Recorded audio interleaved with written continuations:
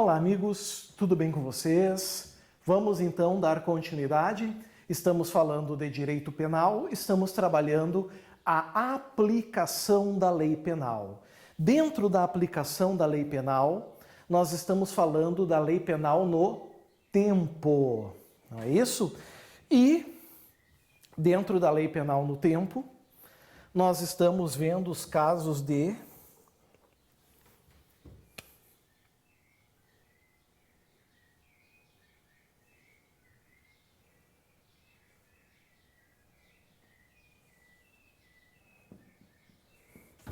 retroatividade da lei penal.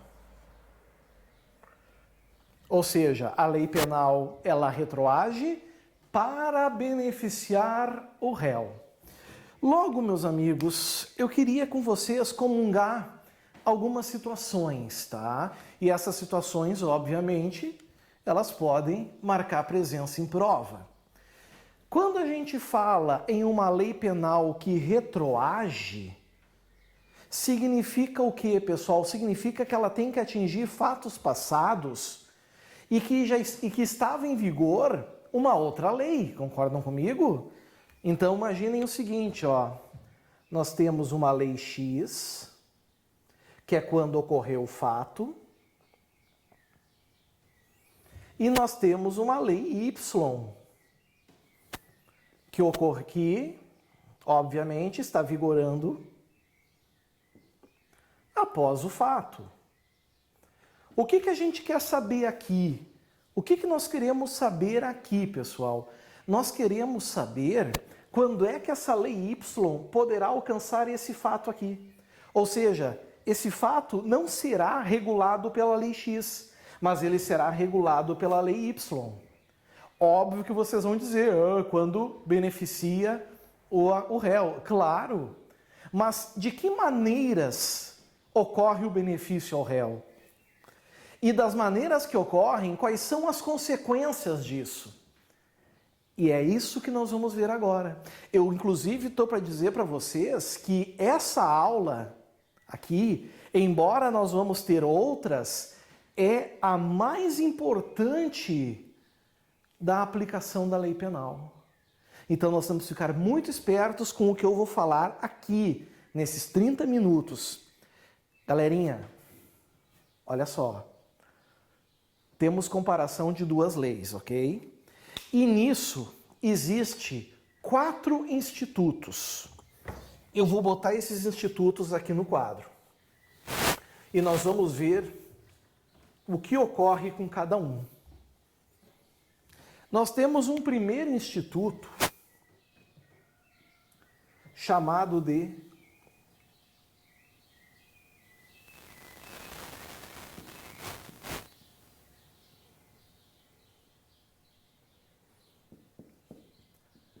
abolitio criminis. Primeiro instituto.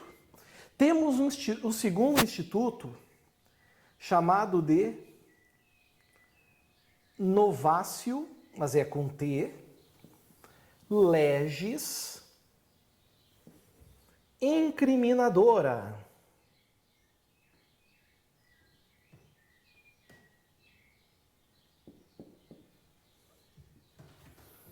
Novatio legis incriminadora. Temos um terceiro instituto chamado de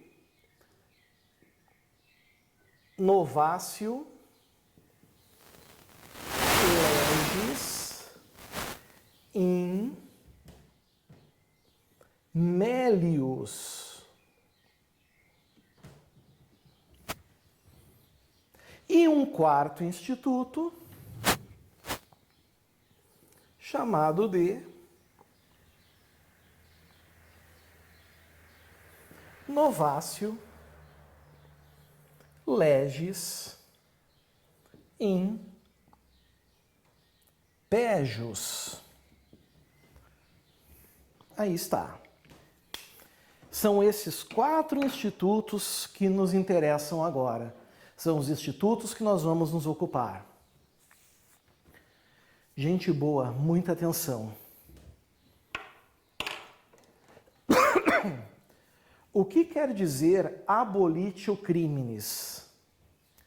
Abolitio criminis, se a gente buscar para o português, a gente vai estar falando de abolição do crime. Certo? Abolição do crime. Percebam um detalhe aqui, eu gostaria que vocês se dessem conta. Quando a gente estuda a abolição da escravatura, significa que não há mais escravatura.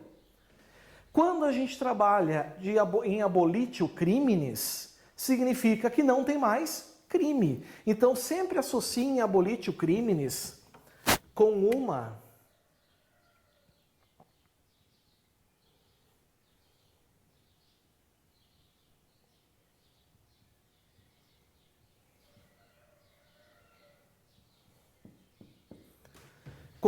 descriminalização.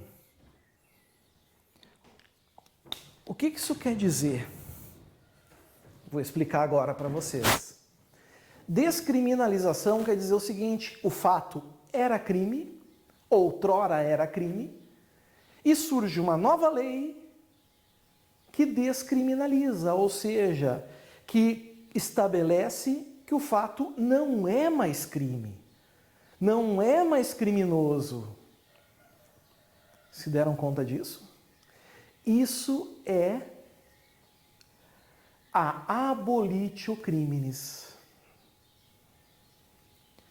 Aí eu faço uma pergunta para vocês.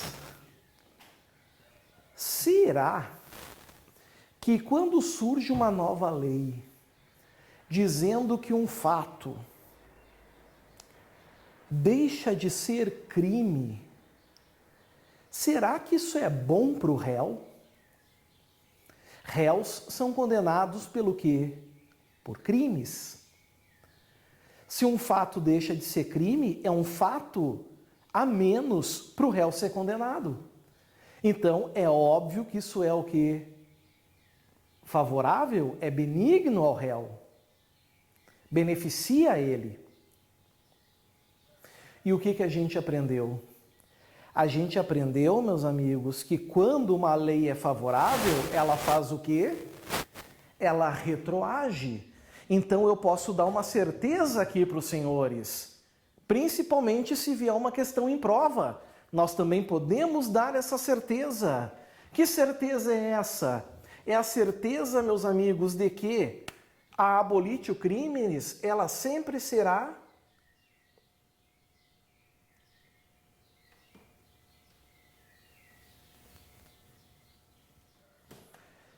retroativa.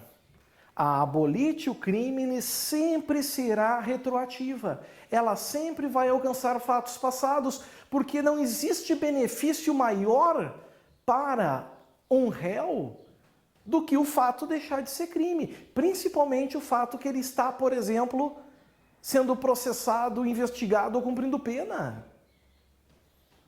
Nós sempre vamos ter a característica retroativa. Agora, nós precisamos fazer o quê? Nós precisamos dar um exemplo disso. Vamos pegar o seguinte exemplo. Prestem atenção.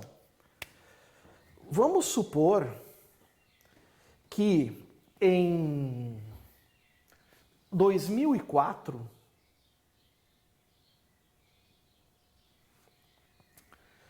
o Tício, finalmente ele chegou. Vocês vão conviver com o Tício por muito tempo, certo? Conheçam, estou apresentando o Tício para vocês e se habituem com ele, vai ser o nosso amiguinho. Em 2004, vamos supor que o Tício tenha cometido adultério.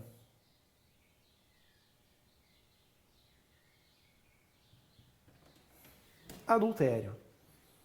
Certo? Artigo 240 do Código Penal. E suponhamos que ele tenha sido condenado a 2 anos de prisão.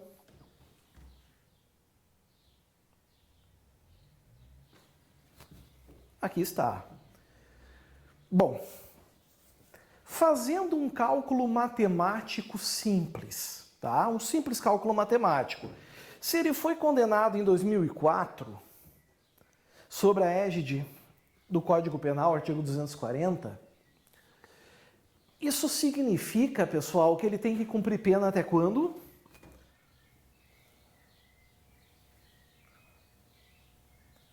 (2006), né? Ok. Mas, o que aconteceu? Deixa eu ver se tem aqui para eu poder dividir com os senhores.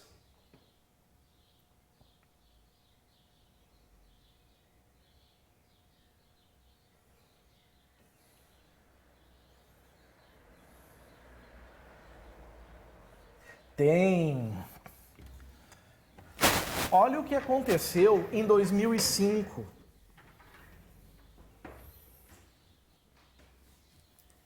Artigo 240, adultério, revogado pela Lei 11.106 de 2005. Veio uma nova lei que descriminalizou o adultério. Essa é a nova lei.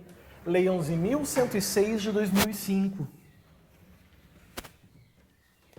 Então, 2005, Lei 11.106, que estabeleceu que o adultério não é mais crime. Essa é a situação que a gente tem. Pois bem, o que a gente aprendeu, inclusive na aula anterior? Que uma lei penal, ela é feita para gerar efeitos a partir do seu nascimento, para gerar efeitos para o futuro.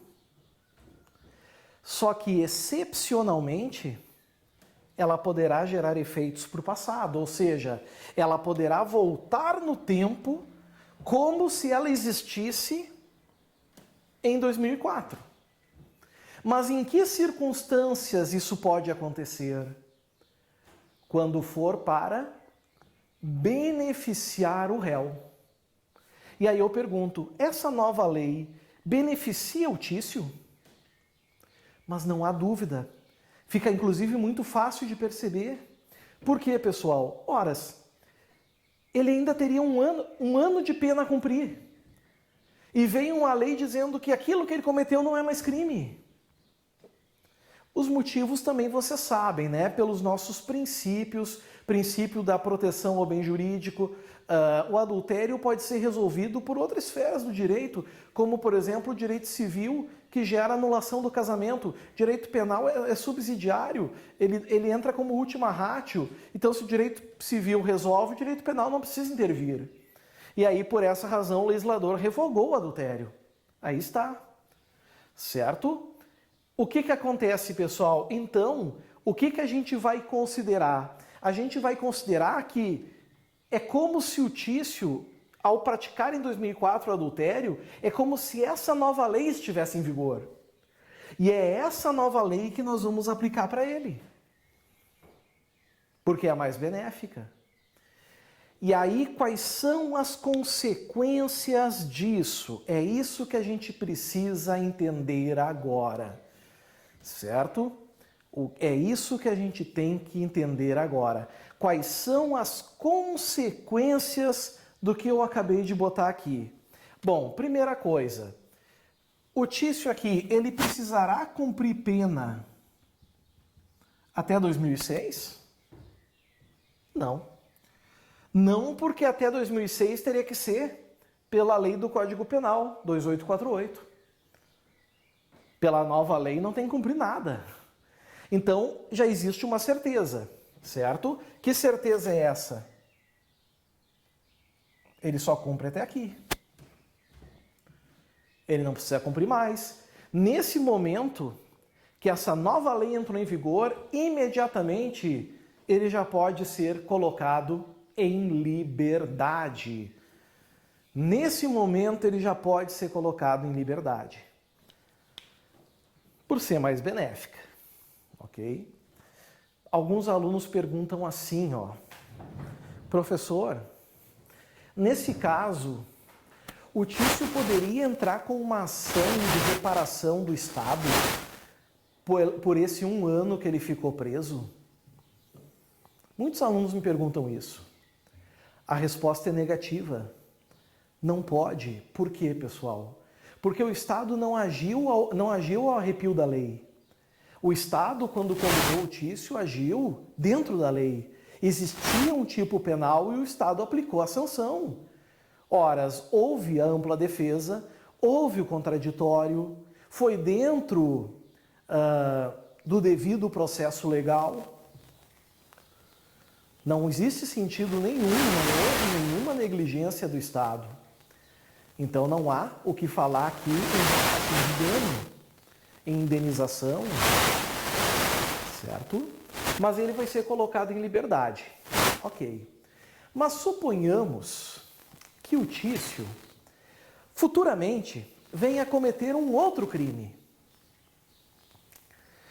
Aí vem uma questão em prova dizendo que nesse caso ele seria considerado reincidente se o crime anterior tivesse transitado julgado.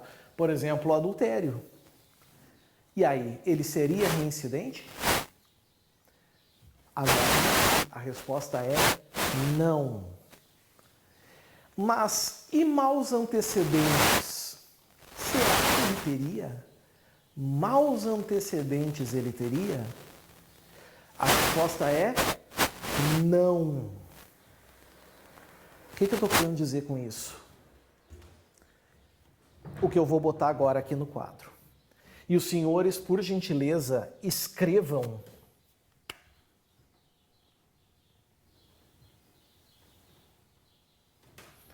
no caderno. E não esqueçam o que eu vou botar aqui, porque é uma questão de prova.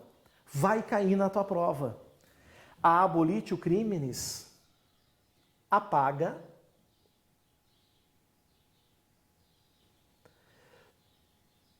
todos os efeitos penais. Ou seja, é como se o indivíduo não tivesse cometido nunca nada, infração penal alguma. Ele volta a ser uma Madre Teresa de Calcutá. É como se ele nunca tivesse cometido nada, nada, nada. Ah, professor, e se ele estiver respondendo a 5 crimes? Apaga os efeitos penais desse crime com a abolitio criminis. Os outros continuam, claro. Então, se o Tício aqui estivesse respondendo, cumprindo pena por outras infrações, é óbvio que ele não seria colocado em liberdade. Por quê? Porque em outros crimes ele ainda estaria respondendo. Certo? Cuidado em relação a isso. Bom, agora o que acontece, pessoal? Agora vem um ponto interessante da prova, que é o seguinte, olhem só. Vamos supor que houve o adultério, tá? Houve o adultério. Existiu o processo criminal e, paralelamente, a ex-esposa entrou com uma ação civil de danos morais, porque ela ficou conhecida como a Guampinha, certo? Danos morais. Em 2005, estabeleceu que o adultério não é mais crime, ok? O Tício é colocado em liberdade, bem de boa, apaga esses efeitos penais, como se não tivesse cometido nada, e isso vai também ferrar com a ex-esposa do Tício, tirando dela o direito de indenização. E agora? Cuidado. Cuidado. Olha o que eu vou botar aqui. Os efeitos civis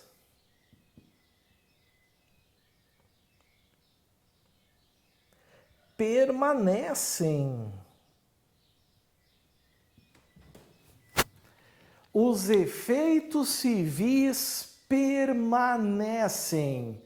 Efeitos civis, como por exemplo, ter que pagar danos morais, reparar o dano, danos materiais, etc. Talvez valores trabalhistas, tributários. Só o que apaga são os efeitos penais. Se deram conta? Bom, dito isso, talvez alguém vá perguntar, mas professor, e na lei? E na lei onde isso está? Onde está isso na lei? Fácil, pessoal.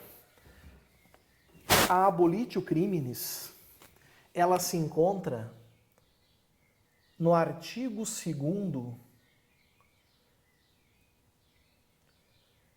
caput do Código Penal. Artigo 2º caput. Vamos ver o que ele diz? Vem comigo.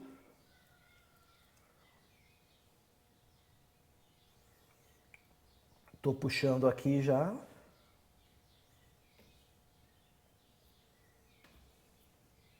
Beleza.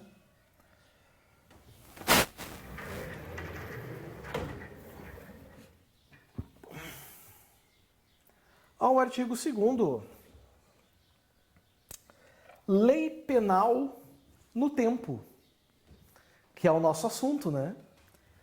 E aí vejam o que nos diz aqui. Ninguém pode ser punido. Logo, se ninguém pode ser punido, pessoal, se estava ocorrendo o inquérito, esse inquérito policial precisa ser arquivado. Se estava ocorrendo a ação penal, o juiz precisa fazer o quê? Declarar extinta a punibilidade pela abolitio criminis. Se já está em fase de recurso, tem que declarar extinta a punibilidade. Se estava cumprindo pena, o juiz de execução tem que aplicar a abolitio criminis, porque ninguém pode ser punido pelo quê? Por fato que lei posterior deixa de considerar crime. Abolitio criminis, cessando em virtude dela a execução e os efeitos o quê? Penais da sentença condenatória. Então percebam, em nada fala aqui sobre os efeitos civis da sentença condenatória. Ok? Muito cuidado em relação a isso. Os efeitos civis vão permanecer. Já caiu questão em prova, dizendo que a abolitio criminis, ela apaga, ela elimina os efeitos penais e os efeitos civis da sentença condenatória. Está errado. Está errado. Os efeitos civis vão permanecer. Ok? Dito isso, também é importante, pessoal, mais duas coisinhas sobre a abolitio criminis. A primeira, quem é que aplica a abolitio criminis? O legislador trouxe o novo crime, mas alguém tem que soltar o sujeito. Quem é que aplica? Quem aplica, amigos, é o Poder Judiciário. Quem aplica é quem tem poder jurisdicional. Está aqui, é o juiz. Ok? Mas qual juiz? Essa é a questão. Bom, amigos, é o juiz que está atuando no momento que a abolitio criminis aconteceu. Então, se nós estamos no inquérito, é o juiz de primeiro grau. É o juiz responsável, por exemplo, por arquivar o inquérito, por remeter o inquérito ao Ministério Público. Esse juiz é aquele que vai decretar a abolitio criminis. Se ele não acolher, cabe um recurso chamado recurso em sentido estrito. Na ação penal, o mesmo juiz de primeiro grau, aquele que recebeu a denúncia. Esse é o camarada que tem que aplicar a abolitio criminis. Se ele não aplicar a abolitio criminis, cabe recurso em sentido estrito. O juiz da sentença, né, na sentença ele tem que absolver, extinguir a punibilidade. Se for em grau de recurso, são os desembargadores do tribunal. Os desembargadores do tribunal têm que aplicar a abolitio criminis. Se já tiverem recurso. Se é um condenado já em fase de execução penal, quem tem que aplicar a abolitio criminis é o juiz da execução penal. Faz um requerimento para ele, pede para o juiz da execução aplicar a extinção da punibilidade do abolitio criminis. Se ele recusar, existe um recurso chamado agravo na execução, que vai para o tribunal. Certo? Então, vai depender do momento em que a abolitio criminis aconteceu. E agora, por fim, amigos, por fim, é importante vocês cuidarem com a chamada, olhem bem aqui,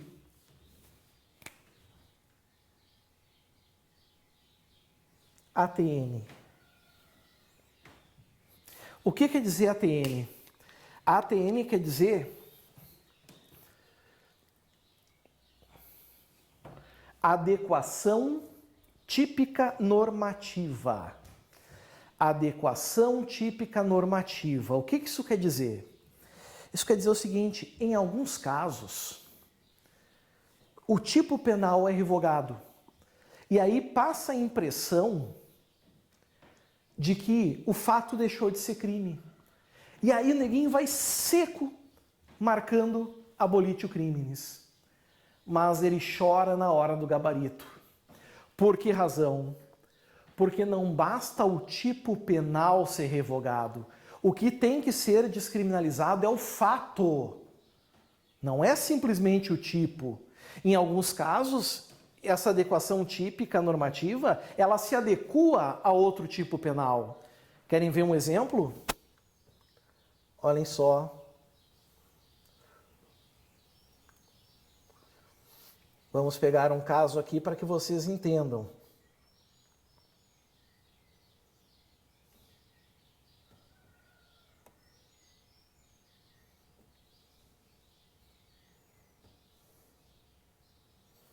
Aqui.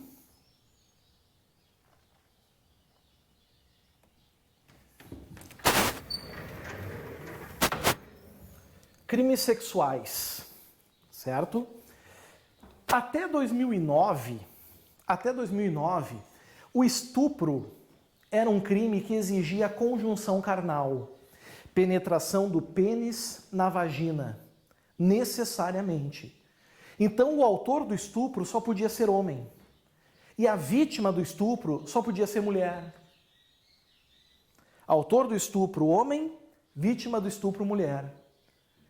E se fossem outros atos libidinosos diferentes, como, por exemplo, obrigar a sexo oral, masturbação, sexo anal, bom, aí o nome do crime era atentado violento ao pudor. A pena é a mesma, mas aí as vítimas poderiam ser homem, homem, mulher, mulher, mulher, homem, etc.